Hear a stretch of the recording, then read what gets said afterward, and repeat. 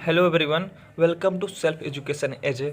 आज है 8 अगस्त और आज के इस वीडियो में हम 8 अगस्त से रिलेटेड करंट अफेयर्स के सभी इंपॉर्टेंट क्वेश्चन को कवर करेंगे। तो यदि आप लोगों को इस वीडियो की पीडीएफ चाहिए तो आप हमारे टेलीग्राम चैनल से जुड़ सकते हैं, जिसकी लिंक डिस्क्रिप्शन बॉक्स में दी हुई है। तो चलिए स्टार्ट करते हैं आज का हमारा पहला और इम्पोर्टेंट क्वेश्चन। हाल ही में गुइडो वेलिडो ये किस देश के नए प्राइम मिनिस्टर बने हुए हैं? तो गुइडी वेलिडो ये भी हाल ही में पेरू के नए प्राइम मिनिस्टर बने हुए हैं। यदि आप लोगों को याद होगा तो मैंने लास्ट वीक ही मैंने आप लोगों को ये बताया था कि पेरू के नए प्रेसिडेंट भी बने थे। इनका नाम क्या था? पेड्रो कैस्टिलो, जिनकी इमेज आप देख पा रहे हैं। और ये पेरू के इतिहास में यहाँ के प्रेसिडेंट बनने वाले पहले किसान भी थे। तो ये बने थे प्रेसिडेंट और अब प्राइम मिनिस्टर के रूप में नियुक्ति हो गई है गुइडी वेलिडो की। तो सबसे पहले यदि हम बात करें पेरू की, जो कि साउथ अमेरिका की एक कंट्री है, इसकी कैपिटल है लीमा, करेंसी है पेरुआई न्यूओ सोल। खनिजों की यदि हम बात करें तो दुनिया में यदि देखा जाए तो ये जो पेरू है दुनिया में दूसरा यानी तांबे का दूसरा सबसे बड़ा निर्यातक देश है। इस लिहाज से यह समृद्ध देश है आप कह सकते हैं। लेकिन वही है ना कि अफ्रीका में भी ना खनिजों के भंडार तो हैं, लेकिन अफ्रीकी कंट्री कई ऐसी हैं जो कि आज भी गरीब है। तो यहाँ से आप लोगों को याद रखना है, न्यू प्रेसिडेंट प्राइम मिनिस्टर दोनों के मैंने आप लोगों के नाम बता दिए हुए हैं।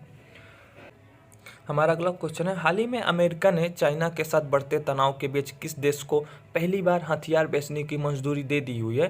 तो ये मंजूरी दी गई हुई है ताइवान को। देखिए, अमेरिका के द्वारा और भी कई कंट्रीज है जिनके हथियार का सप्लाई किया जाता है, ताइवान ही इतना इंपॉर्टेंट क्यों बन जाता है? क्योंकि देखिए, अमेरिका की यह हमेशा से आदत रही है कि हर जगह ये अपनी टांग अड़ाता जा रहा है। आप ये कह सकते हैं हर जगह ये कूदता है, हर मैटर में कूदता है। क्यूबा में अभी क्या चल रहा है? यहाँ की जो सरकार है इसके खिलाफ प्रोटेस्ट चल रहा है। इस कोरोना महामारी के बीच सरकार ने अच्छे से काम नहीं किया हुआ है और यहाँ गरीबी और भूखमरी की समस्या बढ़ गई है। तो सरकार के खिलाफ बढ़ते प्रदर्शन के कारण सरकार ने क्या किया, यहाँ इंटरनेट की सुविधा ये बंद कर दी ताकि किसी भी तरह का ऐसा वैसा मैसेज यहाँ सर्कुलेट ना हो पाए। तो ऐसे में यूएसए ने क्या किया हुआ, क्यूबा की जनता को इंटरनेट देने के लिए इन्होंने अब क्या व्यवस्था की हुई है, ये बलून के जरिए इंटरनेट पहुँचाएगा क्यूबा में। और लोन प्रोजेक्ट इसी से रिलेटेड है, ये मैंने आप लोगों को डिटेल में पढ़ाया था। मतलब कि यूएसए चाहता क्या है, किसी भी तरह से यहाँ प्रोटेस्ट रुकना नहीं चाहिए, यहाँ की जो जनता है सरकार के खिलाफ बगावत करते रहे। वैसे यदि आप देखेंगे तो अमेरिका और चाइना की इनके भी नहीं बनती है। और ताइवान ये किसके कब्जे में है? मतलब कि आप कह सकते हैं ये जो ताइवान है ये अधिकार क्षेत्र में है चाइना के। और काफ़ी सारी कंट्रीज डरती भी हैं। यदि देखा जाए यूनाइटेड नेशन के द्वारा इसे स्वतंत्र राष्ट्र का दर्जा नहीं दिया गया हुआ है। अब यदि हम बात करें ताइवान की तो ये जी आप देख पा रहे हैं एशिया मैप में चाइना, यह एक छोटी सी कंट्री है, यह है ताइवान। इसकी कैपिटल है ताइपे, करेंसी है न्यू ताइवान डॉलर।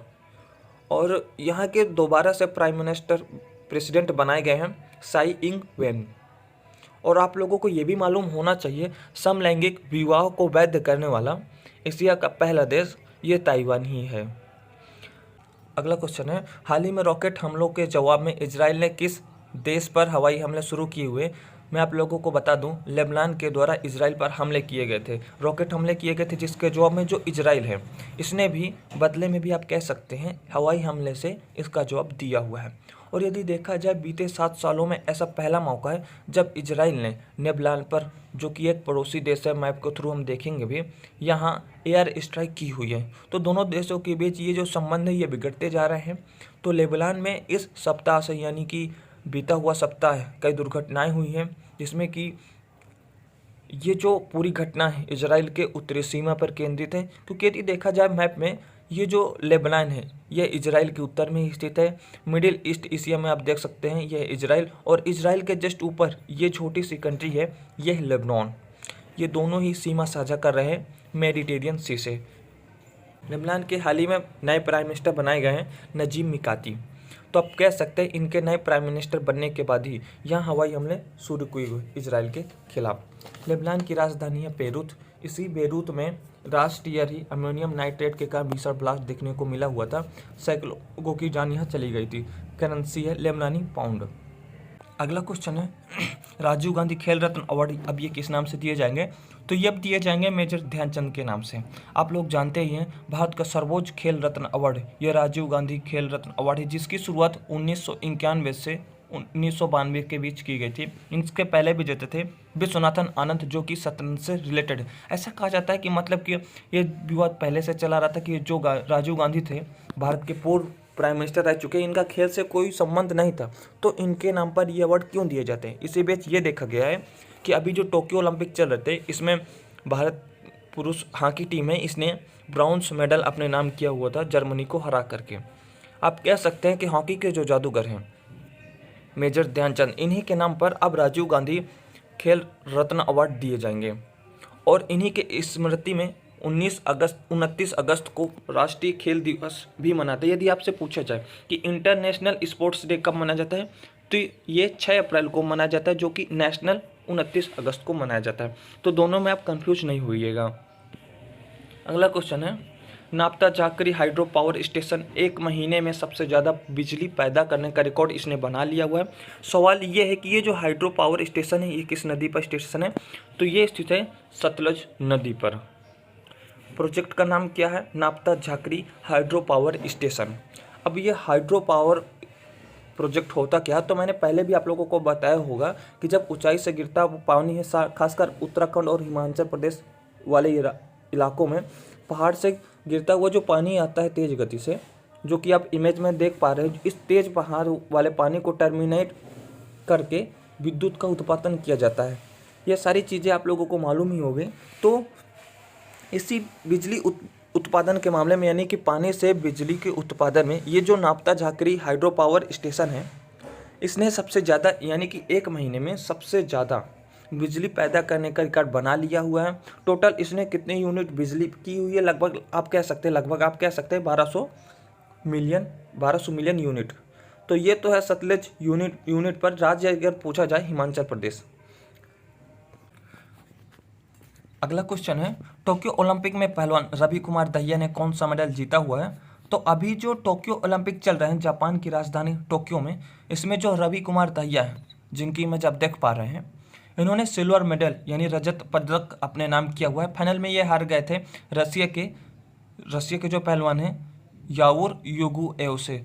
तभी भारत के लिए ये प्राउड की बात है कि इन्होंने भारत को दूसरा सिल्वर मेडल दिला हुआ है। एक तो इन्होंने दिलाया हुआ है, और दूसरी जो है मीराबाई चानू ने भारत ओलन यानी कि वेट लिफ्टिंग की कैटेगरी में भारत को सिल्वर दिलाया था। अब ये भारत का दूसरा सिल्वर है इस ओलंपिक में। तो रवि कुमार दहिया, इन्होंने 57 किलोग्राम क्रिस्टल वर्ग में अपने नाम किया हुआ है। यदि ओवरऑल बात करें हम, तो भारत ने अभी तक 5 मेडल जीते हुए हैं टोक्यो ओलंपिक में, जिसमें कि 2 सिल्वर हैं और 3 ब्रॉन्ज हैं। साथ ही भारत की यदि रैंकिंग की बात करें हम, तो इस टोक्यो ओलंपिक में जो अपना देश है, ये 5 ही मेडल जीता हुआ है। इस हिसाब से यदि देखा जाए तो भारत 65वें स्थान पर है। तो टॉप पर कौन चल रहा है, जिसे नहीं होना चाहिए, चाइना। ये चाइना चल रहा है 74 मेडल के साथ। अगला क्वेश्चन है, हाल ही में किस राज्य के मुख्यमंत्री ने कू एप्लीकेशन में शामिल हुए हैं। तो हाल ही में आंध्र प्रदेश के जो मुख्यमंत्री हैं, अन्ना आप कह सकते हैं जगन मोहन रेड्डी, ये कू एप्लीकेशन में शामिल हो चुके हैं। अगला क्वेश्चन है, जूलॉजिकल सर्वे ऑफ इंडिया की पहली महिला निदेशक ये कौन बनी हुई है। तो ये अभी हाल ही में बन गई हैं डॉक्टर धरती Banerjee. Zoological survey of India, जिसे आप भारतीय प्राणी सर्वेक्षण कह सकते हैं, 1916 में इसकी स्थापना हुई थी। मुख्यालय कोलकाता में है। कई बार एग्जाम में इसका मुख्यालय भी पूछा जाता है। इसी के निदेशक के रूप में की गई है डॉक्टर धरती बनर्जी की। नेक्स्ट क्वेश्चन है, LIC के नए MD कौन बने हुए हैं। तो LIC के नए MD के रूप में नियुक्ति हुई है मिनी आईपे की, जिनकी इमेज आप देख पा रहे हैं। LIC यानी कि life insurance corporation of India, 1 सितंबर 1956 में इसकी स्थापना हुई थी। हेडक्वार्टर मुंबई महाराष्ट्र में है ये। चेयरमैन आप जानते ही ये M.R. कुमार हैं, और MD बन गई हुई है मिनी आईपे। अब अगला क्वेश्चन है, भारत के पहले स्वदेशी विमान वाहक पोत का नाम क्या है, जिसने अपना पहला समुद्री परीक्षण शुरू किया हुआ है। अच्छा, यहाँ पर जो टर्म लिखा हुआ है विमान वाहक, इसका मतलब क्या होता है। कहने का मतलब है कि ये जो पोत है, ये अपने ऊपर विमान को भी रख कर जा सकता है, जो कि आप इमेज पर देख पा रहे हैं। तो ऐसा पहला स्वदेशी विमान वाहक पोत जो कि INS विक्रांत है, जिसने अपना पहला समुद्री परीक्षण शुरू किया हुआ है, और इसने अपना पहला ट्रायल किया हुआ था। ये ट्रायल किया हुआ था 4 अगस्त को, मतलब कि 3 दिन पहले ही, 4 दिन पहले। इसका जो ट्रायल था और इसका जो ट्रायल था INS विक्रांत था, इसको जो 2022 में नौसेना में शामिल करने की उम्मीद जताई जा रही है और इसका नाम INS विक्रांत रखा गया हुआ है। INS विक्रांत आप लोगों को याद होगा, जिसने 1971 में अपनी निर्णायक युद्ध में अपनी निर्णायक भूमिका निभाई थी। इसी के नाम पर अब ये युद्ध पोत का नाम रखा जाना है। अगर वीडियो पसंद आया तो लाइक कीजिए, शेयर कीजिए, चैनल को सब्सक्राइब करना बिल्कुल ना भूलिएगा। आज के लिए बस इतना ही। Thank you so much.